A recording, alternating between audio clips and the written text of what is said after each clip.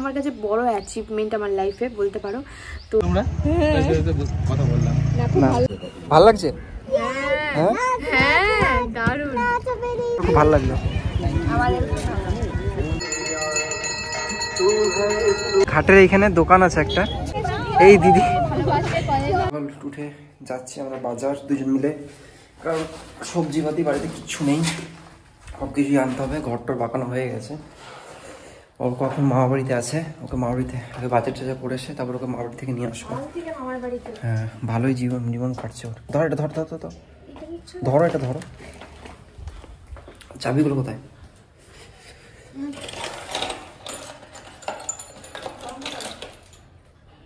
তারপরে চলে গেছিলাম বাজারে গিয়ে কি কেনাকাটা করেছি সেই সময় তো আর ভিডিও করতে পারিনি, তবে টুকিটাকি যেগুলো কিনেছি সেগুলোই তোমাদেরকে দেখাচ্ছি।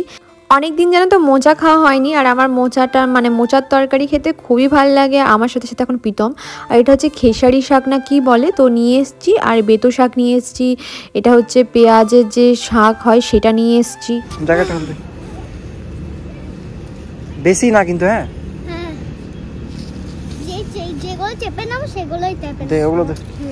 ছেলের সাথে আমার প্রায় দুদিন পর দেখা, তাই দুদিন পর ভিডিও করছি। কারণ আমার ইচ্ছা ছিল না ভিডিও করার, কারণ ও না থাকলে আমার মন ভালো থাকে না, আর মন ভালো না থাকলে ভিডিও করার কথা তো অনেক দূরের কথা, আমি নিজে খাওয়া দাওয়া ঠিক করে করি না।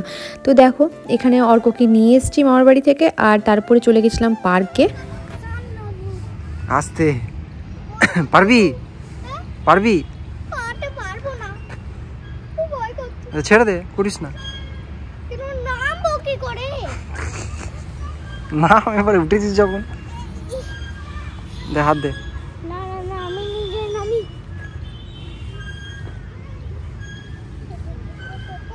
আস্তে আস্তে।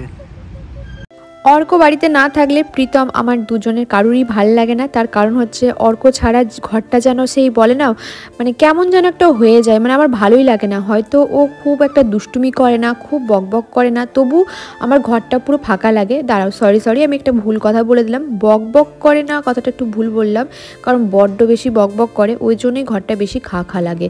ছোটোবেলায় আমিও বড্ড বেশি বকবক করতাম, তাই যেখানে যেতাম সেখানটা মাতিয়ে রাখতাম। এইটুকুখানি ওইটুকু কনফিডেন্স আমার মধ্যে ছিল যে আমি যেখানে যাব সেখানটাকে জমজমাট করে রাখতে পারবো।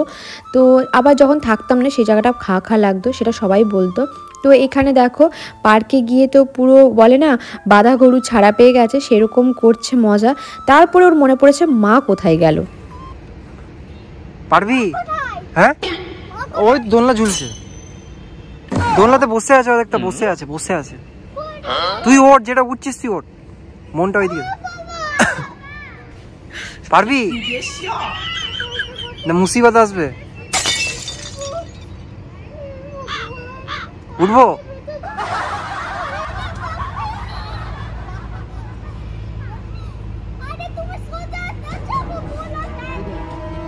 এ পড়ে যাবে।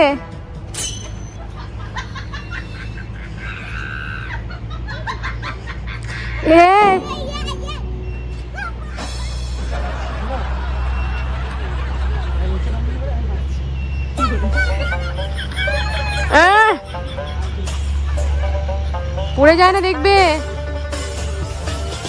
এইগুলো থেকে উপর থেকে ঝাঁপ দিয়ে দিয়েছিলে, এই উপর দেখবে প্রীতম।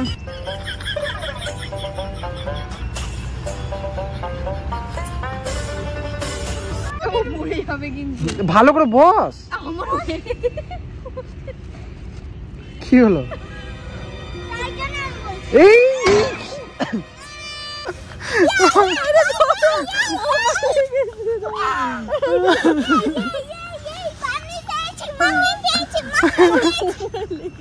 লেগেছে? দাঁড়া ঠিলিস না।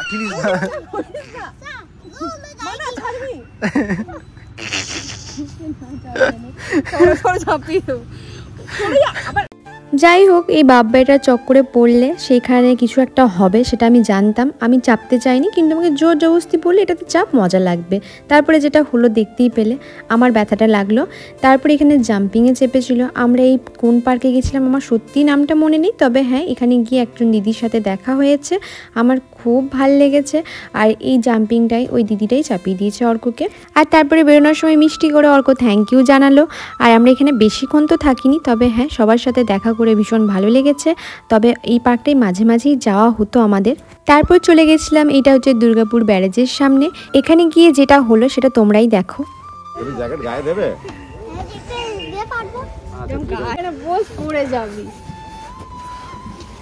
কিচ্ছু হবে না।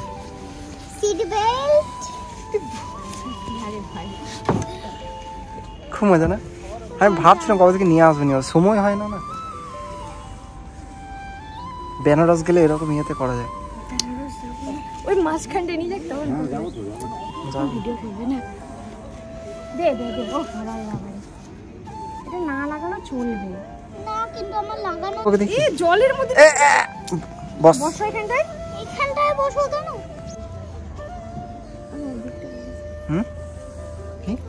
পুরো সপ্তাহটা চার দেওয়ালে বন্দি থাকার পর এই একটা দিন পাই নিজেকে একটু রিফ্রেশ করার জন্য।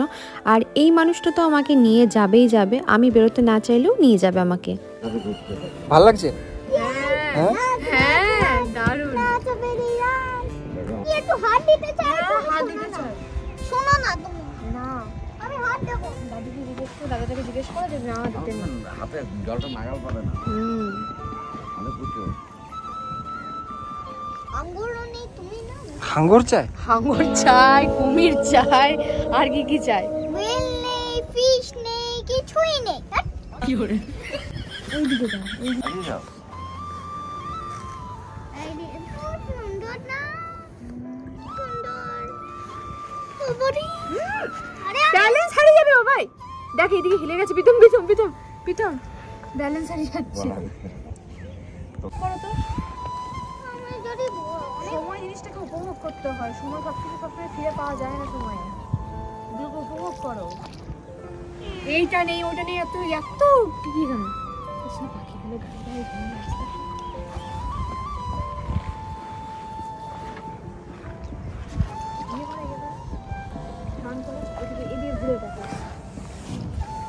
অর্ক তো মুড অফ হয়ে গেল কেন? ওর হাঙ্গর চাই নাকি? হাঙ্গর মাছ চাই ওর। টাকা ওইদিকে কই? ওই তো টাকা ক্যামেরার দিকে। এটা মন্দির না, এটা শ্মশান, বীরভানপুর শ্মশানটা। মন্দিরটা বটে, মন্দির নতুন করেছে এটা। না মন্দিরটা ছিল ওই পাশে, এটা নতুন করেছে। উফ কি যে ভালো লাগছিল তোমাদেরকে আমি বলে বোঝাতে পারবো না।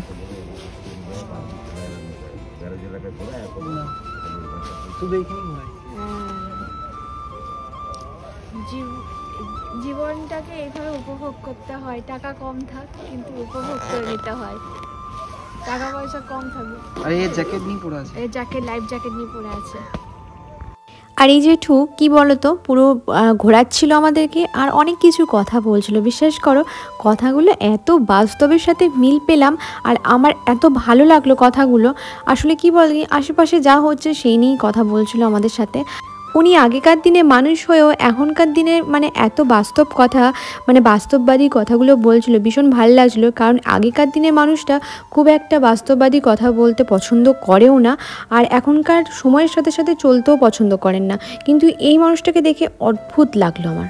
যাই হোক, আমার সাথে সাথে তোমরাও এই সুন্দর দৃশ্যটা উপভোগ করো। একটা জলের সাথে টাচ হচ্ছে না, সব জলের উপর দিয়ে যাচ্ছে। বলো তুমি দেখো যে এত সুন্দর উঠছে, এতটা মাপে চলছে, আন্দাজটা কত? হ্যাঁ এতটা স্পিরিট এবং মাপে চলছে। দেখো জলের সঙ্গে একদম না, ভালো করে দেখো প্রত্যেকটা। কেন বলো তো এরা জল ছুটছে না কেন? এরা খুব মানে নিষ্ঠাবান পাখি, শান্ত, নিষ্ঠা। আচ্ছা নিষ্ঠা মানে নিষ্ঠা মানে কি? নিষ্ঠা বলতে কি বোঝায়? যারা একটা সংকল্প করে রেখে দিয়েছে যে আমরা এই জলটা খাবো, তাছাড়া আর অন্য কোনো জল খাবো। আচ্ছা আচ্ছা, অন্য কোনো জল ছোবও না। সেটা হচ্ছে কে জানো তো? চাতক পাখি। শুনেছো নাম? নাম শুনেছো তো? যে চাতক নালা খালার জল খায় না, খালি মেঘের জল খায়, বৃষ্টির জল এবং শিশিরের জল। এই যখন যে শিশির পড়ছে শিশিরের জল, এই হচ্ছে সেই চাতক পাখি। হ্যাঁ, যার কারণে দেখো যে জলের পাশ দিয়ে ঘুরছে কিন্তু জল টাচ হচ্ছে না, ছোবে না একদম। ওই যে নিষ্ঠা আছে যে আমরা অন্য জল আছে, ঠিক বলেছো। তুমি তাকিয়ে দেখতে পারো সেখানে বহুত মানুষটা আমাকে বলছিল আশেপাশে এতটাই খারাপ পরিস্থিতি, মানে এখনকার দিনে মানুষ মানুষকে বোঝার থেকে বেশি মানুষ মানুষের ক্ষতি করব কি করে সেটাই চিন্তা করে। তার থেকেও বড় কথা হচ্ছে এইসব ক্ষতি করে হয়টা কি, আলটিমেটলি সেই আমাদের সঞ্চয়টুকু হচ্ছে আমাদের কর্ম আমরা কেমন করছি সেটাই পরবর্তীকালে কিন্তু কাজ লাগে। তাই নিজের কর্মটা ঠিক করে যাও, বাকিটা কি হবে না করবে সেটা নয়, তোমার ভাগ্যই কর্মের উপর ডিপেন্ড করে তোমাকে সেই ভালো জিনিসটা দেবে বা খারাপ জিনিসটা দেবে। তুমি যেমন কর্ম করবে তার ফল তোমাকে পেতে হবেই হবে, সেটা তুমি হও বা আমি হই। কোনো মায়ের একটা সন্তান, যে ছেলেটা শাশুড়ির প্রতি কিটকিট করছে। তোমার মুখে কতগুলো শুনে খুব ভালো লাগছে, কেননা এখনকার দিনে এখনো অনেক মানুষ দাঁড়িয়ে আছে যারা এই জিনিসগুলো বোঝে না, এখনো বোঝে না এখনকার দিনেও। আর তারপরে এখনকার সব মানুষদেরকে দেখছি তো কিভাবে ঠকাতে পারে মানুষকে, ঠকিয়ে মানুষকে কিভাবে কি করা যেতে পারে, শুধু এই চলছে। লাভ কি হচ্ছে বাবা? লাভ তো কিছু হচ্ছে না, কিন্তু ওই যে মানুষ আসতে ভয় পাবে তোমার সঙ্গে কথা, তোমার মানে সুআলোচনা হচ্ছে না, কুয়ালোচনা হচ্ছে, সেটাই হচ্ছে কথা। ছেলে না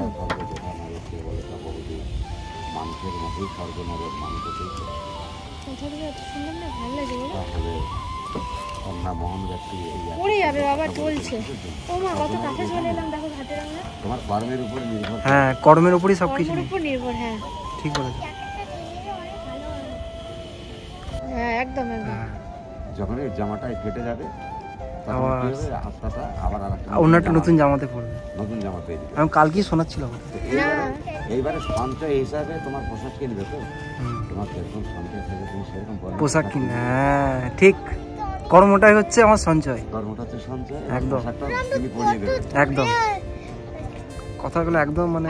জীবনে আমরা বেঁচে আছি সবাই, কিন্তু বাঁচার মতো করে কজন বেঁচে আছে বলো তো? এই যে মানুষটা আমাকে এই একটা দিন ছুটি পায়, ভাবতেই তো পারে যে না ঘরে বসে থাকি একটু রেস্ট নিই, কিন্তু তা না, সে আমাকে নিয়ে বেরিয়েছে সন্ধেবেলায়, মানে সন্ধে ঠিক না, দুপুর দিক করে ভাত টাত খেয়ে নিয়ে দুপুর দিক করে নিয়ে বেরিয়েছে। আর তোমরা জানো আমি খাবার দাবার একদম টেস্ট পাচ্ছি না, তাই আমাকে ভালোবেসে বললো তুই একটু কুলমাখা খা, তো আমাকে দিয়েছিল। কিন্তু বিশ্বাস করো এই কুলমাখা 2 পিস খাওয়ার পর পুরোটাই ডাস্টবিনে গেছে, তার কারণ আমি খেতে পারিনি। ওই যে বললাম আমি খুব একটা ঝালও খেতে পারি না, আর আমার জিভের মধ্যে সেরকম স্বাদ নেই, কিন্তু মারাত্মক ঝাল লেগেছিলো, সেই জন্য আমি খেতে পারিনি। তো এইখানে অর্ককে একটা গোটা পেয়ারা হাফ কেটে দেওয়া হয়েছিল, সেটাই খাচ্ছিল, তারপরে আমাকে এখানে কুল মেখে দিয়েছিল। তো আমি সত্যি কথা বলতে খেতে পারিনি, ওই 1-2 পিস মুখে দেওয়ার পরই বাকিটা পুরোটাই ফেলে দিতে হয়েছিল। হ্যাঁ, যদি আমার শরীরটা খুব ভালো থাকতো তাহলে হয়তো এটা ফেলে দিতে হতো না, এটা পুরোটাই আমার পেটে যেত, কিন্তু সত্যি খেতে পারলাম না এটা। দেখা হলো। তোমার নাম বলে দাও। আমার নাম অর্ঘ। আমার নাম বিশ্বরূ। তোমরা এখানেই থাকো? হ্যাঁ, আমরা একটু ওরা আগে থেকে এসে কিন্তু কথা বললো, বলো সবাই ফার্স্টে বুঝতে পারিনি তোমাদের চিন্তা। না না ঠিক আছে, বুঝতে পারলাম যে তোমরা কথা বললাম। খুব ভালো লাগলো, এই বোনটার সাথে দেখা হলো, আর এর সাথে ভালো লাগলো মিট করে। নাম জিজ্ঞেস করো যে তোমার নাম কি বলো? স্বাতি মাঝি। আর তোমার নাম? বাহ, তোমার সঙ্গে মিট করে খুব ভালো লাগলো। অনেকজনের সাথে দেখা হলো, সবাইকে খেতে নেওয়া হয়নি, ওনাদের সাথে হলো দেখা। তো এই দিদি এইখানে ঘাটের এইখানে দোকান আছে একটা, দিকে চলে যাও। এই দিদির এইখানে দোকান আছে ঘাটের এখানে, এদিকে ঘাটের এখানে এলে অবশ্যই দিদির কাছে কিছু না কিছু নিও। স্পাইডারম্যান নেবে? দেখো এসো, এই দেখো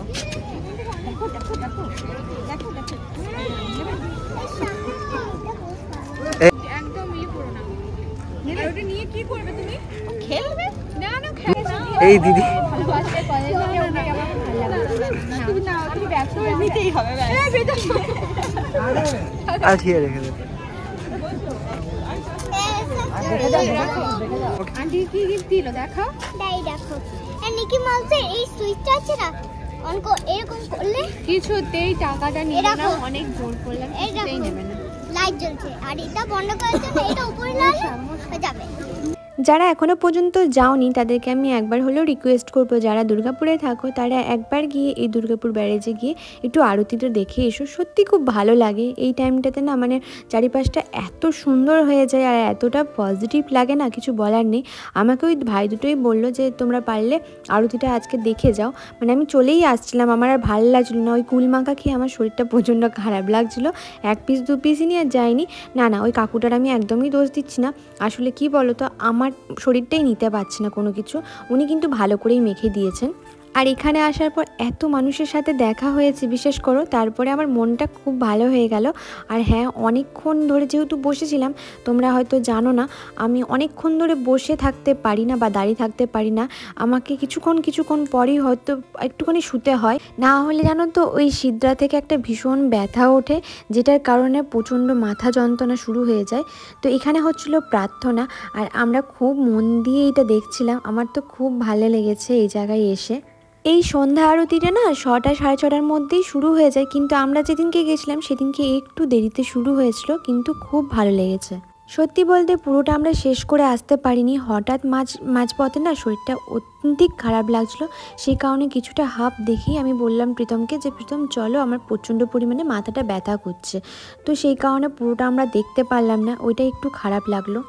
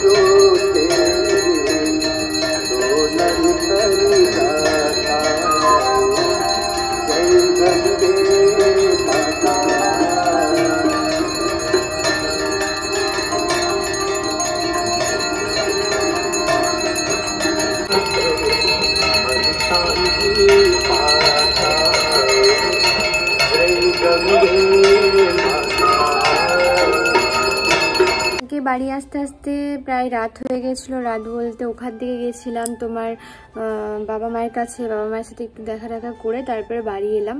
তো আর ভিডিও কন্টিনিউ করিনি, কারণ আমার ওই যে একদিন যদি বাইরে যাই তারপরের দিনটা আমাকে রেস্ট বলতেই পারো, কারণ ওই বাইকে গেলে না একটু জার্কিংটা হয় প্রচণ্ড পরিমাণে, তো সেটার জন্য। আর তারপরে কি বাইরে গেলে 30 মিনিট পর তো শুতে পারা যায় না। আর আমি কালকে গেছি অনেক আগে, তো অনেকটা আগে গেছিলাম, প্রায় ওখানে 3-4 ঘন্টা ছিলাম আমি ইয়েতে ব্যারেজের ওখানে। তো আমার বিছানা প্রচুর টান ছিল, কারণ আমার 30 মিনিট পর যা করি না করি 30 মিনিট পর আমাকে একবার করে বিছানায় শুয়ে মানে প্রচণ্ড পরিমাণে অস্বস্তি হয়। তো কালকে গেছিলাম, কালকে এতটা স্পেশাল হয়ে যাবে দিনটা আমি ভাবিনি। আর সেই স্পেশাল করেছে কিছু ভাই বোন দিদি সবাই মিলে, সবার সাথে দেখা হয়েছে, প্রত্যেকটা মানুষ এসে আমার সাথে কথা বলেছে, অনেকজনকে ক্যামেরায় বন্দি করতে পেরেছি, অনেকজনকেই ক্যামেরায় বন্দি করতে পারিনি, কিন্তু আমার খুব ভালো লেগেছে। তোমরা এসছো, আমার সাথে দেখা করেছো, মানে সবার সাথে কথা হয়েছে, আর সবাই ভীষণ ভীষণ ভালোবাসা দিয়েছো, সেটাই বেশি ভালো লেগেছে আমার কাছে। প্রথমে 2টো ভাই এসছে, মানে আমার ওই 2টো ভাইকে দেখে আমি বড্ড অবাক হয়েছি, কারণ হচ্ছে দেখো নর্মালি ডেলি ব্লগ কারা মানে খুব জোর হয়তো যারা আমরা হাউস ওয়াইফরা আছি এরাই দেখি, কিন্তু ওরা যে দেখে না, মানে আমি সত্যি বলছি, আমি মানে ওরা সামনে থেকে এসে কথা বললো আমাদের সাথে, আমার খুব ভালো লেগেছে। আমার নামগুলো মনে নেই, ভিডিওতে আছে ওরা, আর খুব ভালো ওরা বললো। তারপরে আমার বাড়ি চলে আসছিলাম, তো ওরা আমাকে বারবার একবার দেখে যে ওইখানে আরতিটা দিদি খুব ভালো হয়, তো আমি বিশেষ করে ওই জন্য, আর প্রীতমকে দেখে চিনতে পেরেছে। তারপরে বাকি আরও সবার সাথে দেখা হলো, ছবি টবি তুললো। আমি সত্যি বলছি জানি না ছবি কেন তুললো, তবুও আমি একটা কথা বলি, আমি কে, মানে আমি নিজেও জানি না আমি কে। কারণ আমি নর্মালি আমার বাড়ির কাজকর্ম এগুলো দেখাই, তাতে মানুষ আমাকে এত ভালোবাসে, এত মানে খুব ভালো লেগেছে বিশ্বাস করো। কালকে আমি ঘাটের মধ্যে বসে শুধু ওইটাই চিন্তা করছিলাম যে নর্মালি আমি ভিডিও দিই, আমি কিচ্ছু করি না, মানে নর্মালি রান্না বান্না ঘরের কাজ এইসবই তো দেখাই, মানে স্পেশালি তো কিছু আলাদা না, ওগুলোকে শেয়ার করি। কিন্তু মানুষ এই যে বেরোচ্ছি যেখানে সেখানে দেখা হচ্ছে, তোমরা আমার সাথে কথা বলছো, আমার সাথে ছবি তুলছো, আমার এত ভালো লাগছে, মানে কিছু বলার নেই। বিশেষ করো ইউটিউব থেকে টাকা কত আর্ন করেছি আমি জানি না, কিন্তু এই যে ছোট ছোট আমাকে ভালোবাসা, ইউটিউব ফেসবুক থেকে যে ভালোবাসাটা তোমরা আমাকে দিয়েছো, এটা আমার কাছে অনেক ভাই। আমি জীবনে হাউস ওয়াইফ হয়ে মানে একটা বাড়িতে থেকে আমি সত্যি বলছি এতগুলো মানুষের কাছে আমি প্রিয় হতে পারবো আমি সত্যি ভাবিনি। অ্যান্ড এটা আমার কাছে বড় অ্যাচিভমেন্ট আমার লাইফে বলতে পারো। তো সরি, আমার একটু ইমোশনাল হলে আমি কেঁদে ফেলি। তো আমি ভীষণ, কালকে আমার দিনটা তোমরা এত স্পেশাল বানিয়েছো, ওই দুটো ভাই প্লাস আরও ওখানে সবাই, মানে শুধু আমার খারাপ লাগছে, একটা অর্কর পুচকুপাড়া বন্ধুর সাথে দেখা হয়েছিল, উনি মনে হয় সাগরভাঙাতে থাকেন, আমার না নামটাও মনে পড়ছে না, মানে সত্যি অর্ককে চকলেট দিল এসে পড়ে ওই দিদি, আমি জানি না উনি ভিডিও দেখবেন কি না, মানে অনেকে আরও অনেকে ছিল। আমি না সত্যি তোমাদেরকে মানে সেই মুহূর্তে আর ক্যামেরা বন্দি, মানে এত সবাই দেখা করতে এসছে, আমার এত ক্যামেরা বন্দি করা হয়নি সকলকে, তবে যতটা পেরেছি যতজনকে পেরেছি আমি করেছি। তারপরে কালকে মিয়া মোড়ে যাওয়া হয়েছিল, মিয়া মোড়ে ওখানে অর্কর জন্য দুটো পেস্ট্রি নিয়েছিলাম, তো সেইখানে একজনের সাথে দেখা হয়েছিল, ওনার সাথে দেখা হয় নিজের থেকে, মানে সামনের থেকে এসে জিজ্ঞেস করছে সকলে যে সবার একটা কথা, দিদি তুমি এখন কেমন রয়েছো, এখন প্রবলেমটা তো হচ্ছে না, ব্যাস ঠিক আছে, তুই সুস্থ আছো, এটা দেখে ভালো লাগছে আমার। সত্যি বলছি আমার কিচ্ছু বলার নেই তোমাদেরকে, তোমরা সামনে থেকে আমাকে দেখছো, আমাকে ভালোবাসা দিচ্ছ, এমনকি ছবি পর্যন্ত তুলছো, মানে আমাকে সবাই বলছে দিদি তোমার সাথে ছবি তুলবো। আমি এখনও দাঁড়িয়ে বলছি ক্যামেরার সামনে আমি কোনো সেলিব্রিটি না, বিশ্বাস করো, আমি নর্মাল আমার ভালো লাগা থেকে ভিডিও শেয়ার করতাম, তোমাদের সেই ভিডিওগুলো পছন্দ হয়েছে, তোমরা আমাকে সেই জায়গাটাই বসিয়েছো।